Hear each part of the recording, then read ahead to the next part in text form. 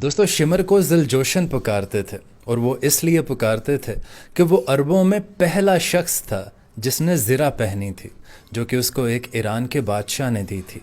शुरू शुरू में शिमर मौला अली के मानने वालों में से था, लेकिन बाद में वो उनके ख़िलाफ़ हो गया। और दोस्तों आपको जानकर हैरानगी होगी कि शिमर ताबईन में से था और शिमर ही वो शख्स था जिसने 51 हिजरी में सहाबी रसूल हुजर बिन अदी रज़ी अल्लाह ताला अन्हो पर झूठी गवाही बांधकर उन्हें गिरफ्तार करवाया था। और दोस्तों जब हज़रत इमाम हुसैन ने अपने चचाज़ाद भाई हज़रत मुस्लिम बिन अकील को अपना सफ़ीर मुकर्रर करके कूफे भेजा, और जब हज़रत मुस्लिम बिन अकील कूफे आ गए तो उस वक्त के गवर्नर उबैदुल्ला इब्ने ज़याद ने उस वक्त के शिमर को, जो कि उस वक्त सिपाही था, उसको कमांडर मुकर्रर कर दिया। और शिमर के कंधों पर उसने ये जिम्मेदारी डाली कि हज़रत मुस्लिम बिन अकील के जितने भी हामी हैं उन्हें मुंतशिर कर दे। और फिर शिमर ने वही किया जिसके लिए उसे इब्ने ज़याद ने कमांडर बनाया था।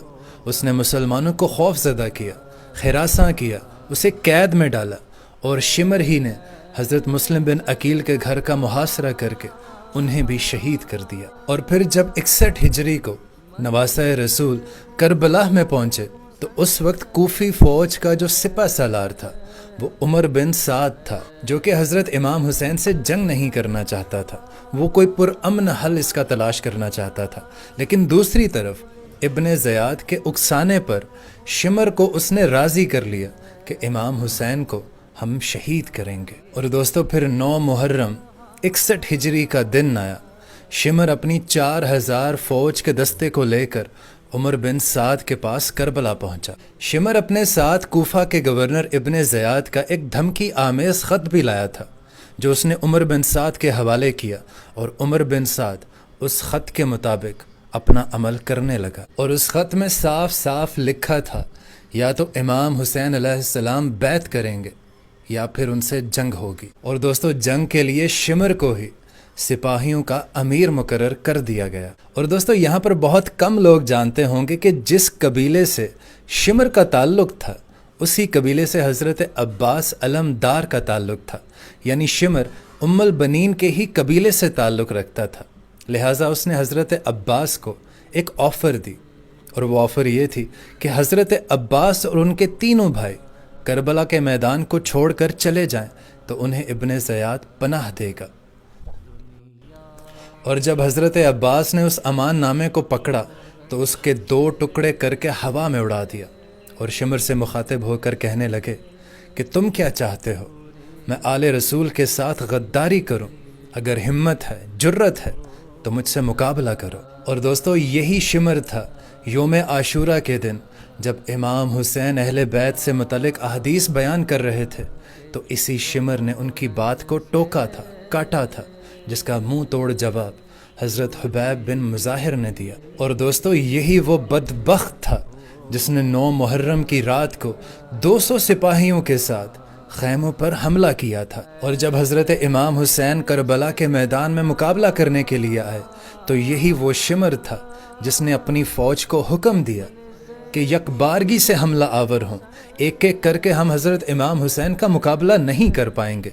तो पूरी फ़ौज एक साथ हज़रत इमाम हुसैन अलैहिस्सलाम पर हमला कर देती है। दोस्तों बाज़ रिवायात में आता है कि ये शिमर ही था जिसने इमाम हुसैन को शहीद किया था, और शहीद करने के बाद उनके जिस्म मुबारक पर घोड़े दौड़ाए थे और उनके लाशे को पामाल किया था। और दोस्तों जब सब शहीद हो चुके, तमाम शहादतों के बाद 11 मुहर्रम को उमर बिन साद और शिमर 72 शहीदाने करबला के सर लेकर कूफा पहुँचे इब्ने ज़याद के दरबार, जहाँ से इब्ने ज़याद ने इस काफ़िले को शिमर के साथ और उनके साथियों के हमरा दरबार यज़ीद के लिए शाम को रवाना किया। दोस्तों असीरान करबला का काफ़िला यज़ीद के दरबार में पहुँचता है, और यज़ीद असीरान करबला को दोबारा मदीने वापस भेज देता है।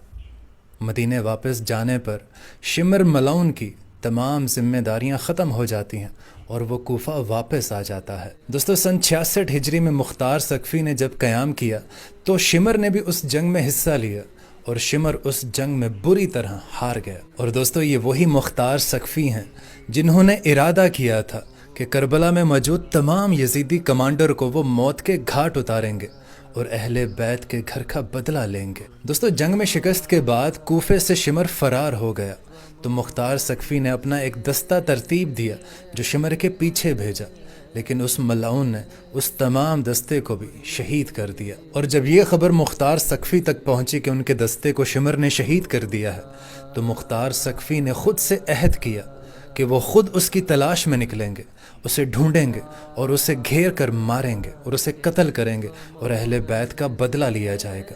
اور پھر ہوا بھی یوں ہی، مختار سقفی اس کی تلاش میں نکلے، شمر کے گھر کا اس نے محاصرہ کر لیا اور شمر کو قتل کر دیا۔ اور دوستو، قتل کرنے کے بعد مختار سقفی نے شمر کا گلا کاٹ دیا، اس کا سر نیزے پر بلند کیا، اس کا منہ کالا کیا اور پورے کوفے میں اس کا سر گھمایا گیا اور اس کے دھڑ کو پہلے کھولتے ہوئے تیل کی دیگ میں ڈالا گیا اور پھر کوفہ کے بازار میں جنگلی کتوں کے آگے ڈال دیا گیا اور پھر شمر کا سر محمد بن حنفہ کے پاس مدینے بھجوا دیا گیا۔ اور دوستو، صرف شمر کا ہی نہیں، جتنے بھی اس جنگ میں کمانڈر تھے ان سبھی کو اسی طرح بے دریغ قتل کر دیا گیا۔ لعنت ہو اس شمر پر، لعنت ہو ابن زیاد پر۔